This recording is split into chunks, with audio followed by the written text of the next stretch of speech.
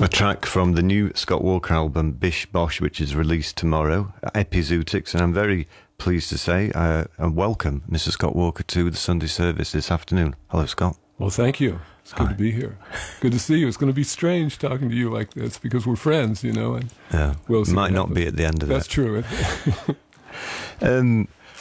I was, well, you scuppered my first question there, actually, because I was going to ask you what epizootics meant, but you said you weren't using it in the normal sense, so I'll miss that one out. Okay. But there are, the use of language in this, I wanted to run some other words by you.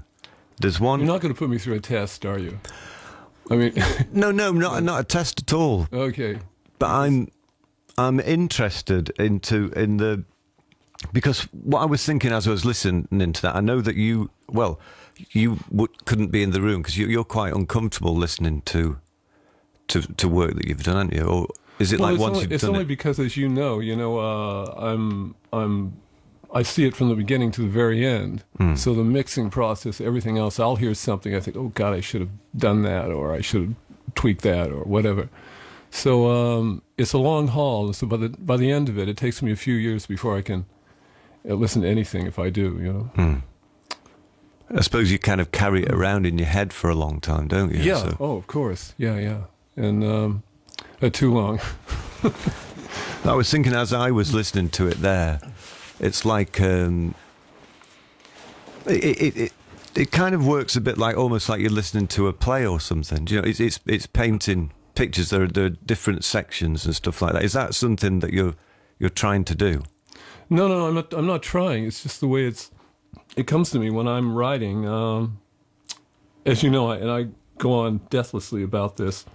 I start with the lyrics, and I just try to match all the sounds, or as you famously said, and I've used your term ever since, dress the song. I remember you explaining about my work, and so it really, the lyric is dictating everything. So if that's the spacing it's calling for, if it's a theatrical spacing in the end, that's just how it turned out.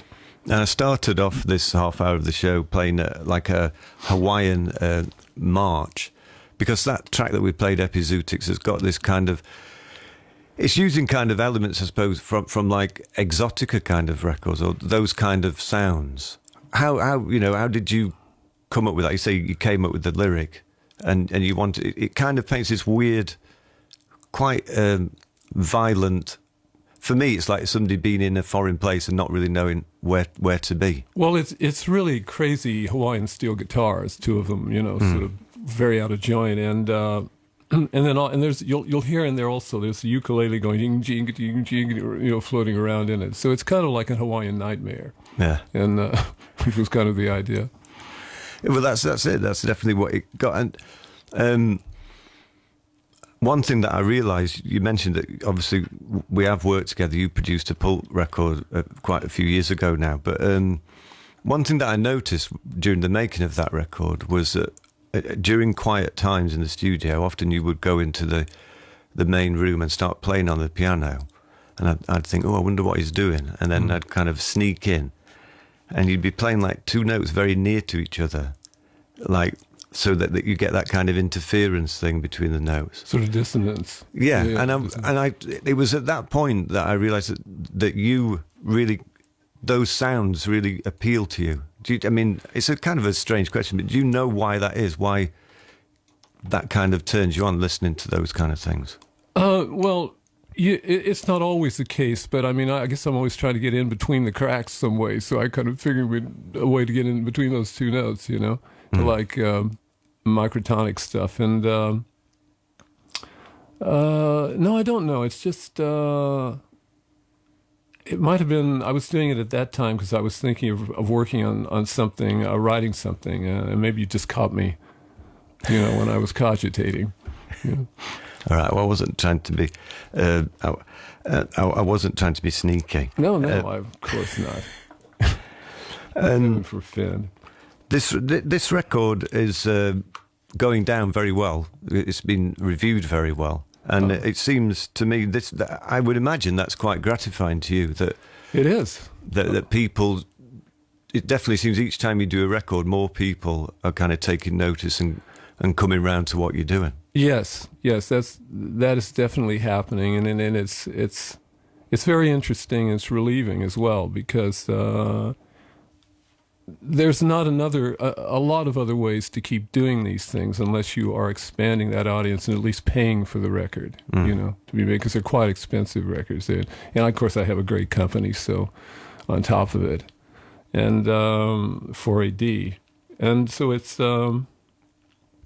it's gratifying when you get good reviews. Now, I should mention to the listeners as well, there's a short film that goes along with that song that we played, Epizootics, and they can watch that if they go to the Six Music website, they can see that.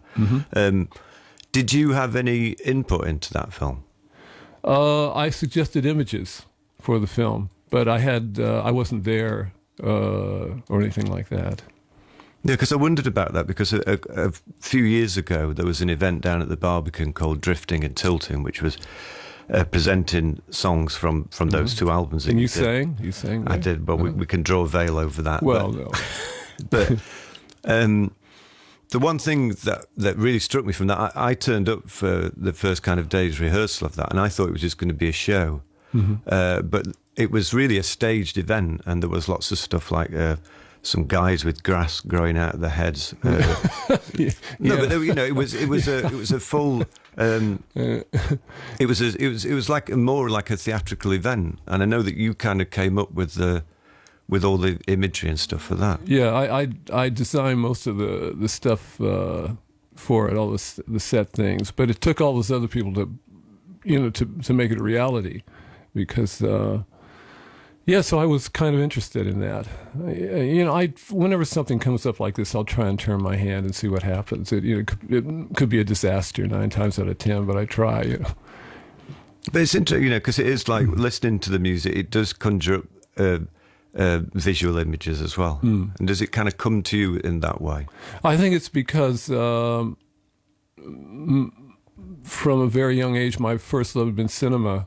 And I think in images like that, and so and that's why some of the songs have quite a wide spread as well. I'm thinking in CinemaScope or something like. Yeah, there's a song on the album which is 22 minutes long. Yes, yeah. Well, I mean, as it turns out, I was thinking, oh God, is this too much? But then Neil Young beat me. And somebody else this year, his was 28 minutes and whatever. So, and I didn't even know that. So. We're going to play another piece of music now. I don't know if you've ever, on this show, we kind of look at events from years gone by. Yeah. This one, I thought it might appeal to you, because given some of the characters that inhabit your songs, on this day back in 1908, Pu Yi became the last emperor of China, aged 2. Wonderful, eh? Yeah, I mean, so let's hear a little bit of music from the film The Last Emperor.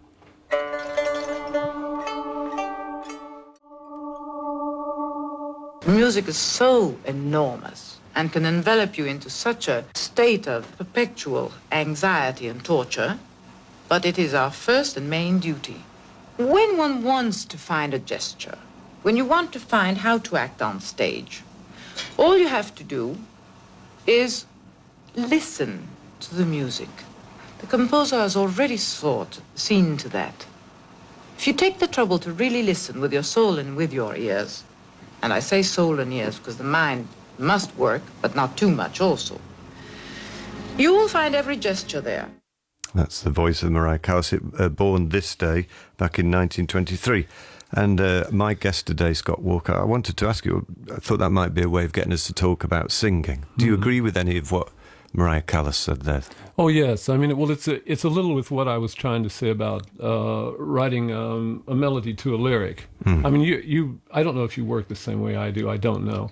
But you have to, all along the line, pay very careful attention to what you're doing at every stage of that. So everything is hopefully matching. And then, of course, by the time you get to the vocal, you've ramped it up even more, So... But it's that's one of the things about your singing, I guess, that I think that's interesting with the music that you're doing now, because the sounds, as we discussed, sometimes are on a kind of basic level will be slightly jarring, and you'll be thinking, what's going on? And then the voice kind of rises above there and seems to take a kind of a neutral position. Am I right in that way? Yes, I mean it has done certainly in the last couple of albums. This one, because of the radicality of the lyrics, I've had to once again up it, because there are certain. Although I'm not trying to act the character in it, like the character in this long song we were discussing, Zircon. I'm trying to give a feeling of him, and that feeling is at a certain pitch. So every song for every characterization is a certain pitch. So you've got to be careful where you place the vocals always. You know. And quite a lot of this record, there's some quite good, if you don't mind me saying so, some good one-liners on there. Oh, hey, the old ones are still the old ones, you know. Well, for instance, in that song that we played before, there's the line, "Take that accidentally in the bollocks for a star." Should we draw a tail on that one, you know? But,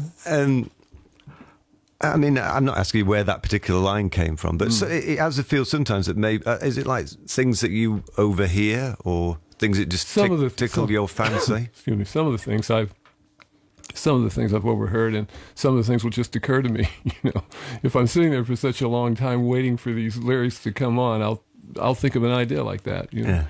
Yeah. But they are quite, in a way, quite bawdy and well, not bawdy, but yeah. Well, you should talk. I mean, really. No, but I think that's the thing. You know, you must get sick of it that people, because it seems to me that you've had this through all your career, even from the stuff that you did in the 60s, that people have said, "Oh, his work's very dark and very serious," and although there is that to it, that there is always some kind of humour in there. Yes, because and once again, I've explained this before, but it's, if you make a dark record, if some people, and it's a terrible term, dark record, it's dark anyway, but if you're going that, you know what I mean, if you're going in that direction, everything, the vocals going that way, the tracks going that way, the recordings going that way, it's just dull. You have to, if you're making any kind of interesting thing, try and keep several layers going. And that's what I'm attempting to do. I don't always succeed, but there you go. When I knew you were coming in today, I asked you if you could recommend some music to play, stuff that you like. You mentioned St. Vincent, so I thought we could listen to a song from her last album now. Great, yeah. Is that okay? This is called Strange Mercy.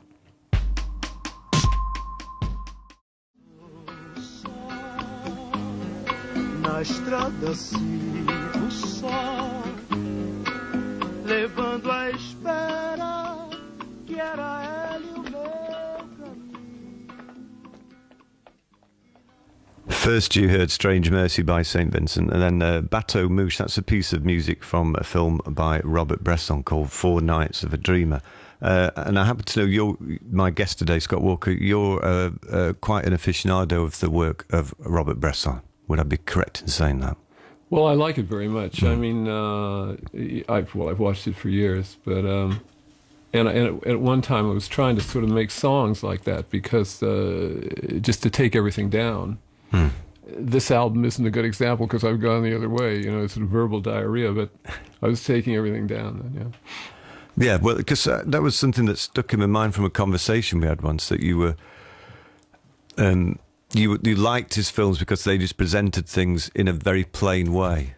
That you know, I think how you described it to me was that, like, a hand was just a hand. It wasn't a person. There wasn't too much personality to things. No, there isn't, and everything is essential. Everything that he's shooting, he's showing you what it is like to be a human being. You know, a real authentic human being. With stripping everything away, all the gossip and the nonsense and everything else, and that's why moving in space. At times it's a strange comparison because it doesn't always apply, but at times it's a bit like the Giacometti statues and sculpture. You know. And because you kind of, it impressed me at the time that was you said you were trying to apply that to your singing, that you wanted your voice to be just a human voice, not particularly, your voice. Yes. Well, yes, because it's always a question. Anyway, what a self is. So you're always asking those kind of things, and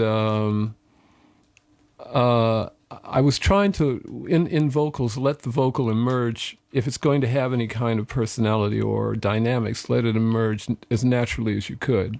Try and keep it in neutral, and those things will pop out when they're required, of their own volition.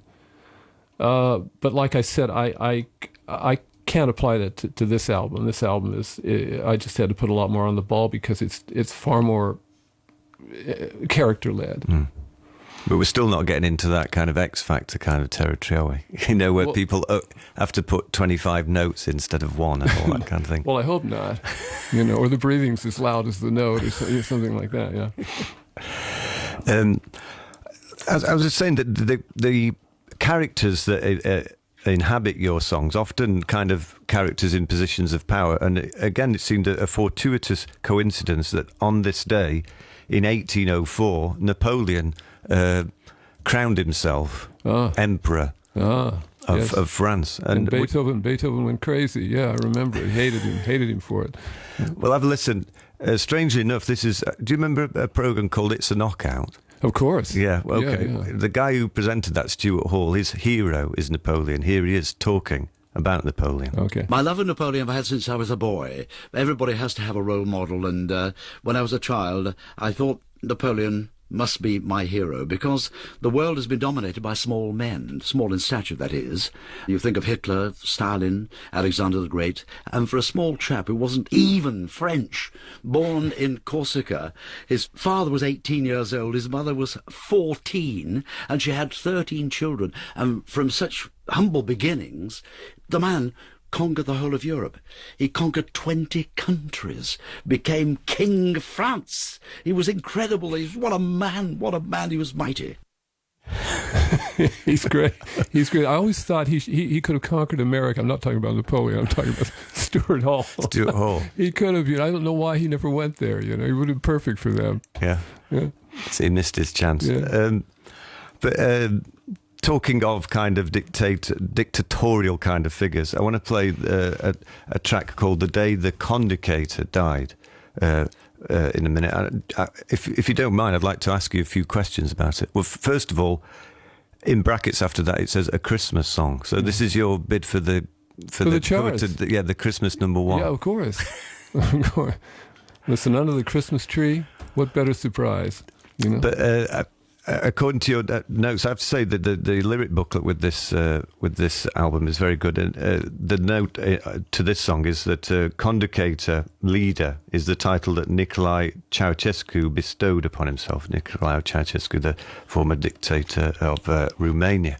So I guess in people's minds, a Christmas song and Ceausescu wouldn't necessarily go together. So tell me how they go together in your mind. Well, in my fevered mind, they go together because he was executed on Christmas Day with his wife, And also, I was just playing around with the idea. It was also a personality cult leader, rather like, and I'm not comparing them, but someone like today, like Berlusconi. So that's why there's a personality test there. And of course, I'm sick of seeing personality on television, and everything else is driving me crazy. Yeah. So it's just my little shot at everybody sort of overdoing it. And is that what you want to know? Of course, when they were going to shoot him, the firing squad was so angry with him, nobody waited for fire, and that can be read a lot of other ways too, because it's another kind of trope, but. Does that do it? Yeah. That's a little more.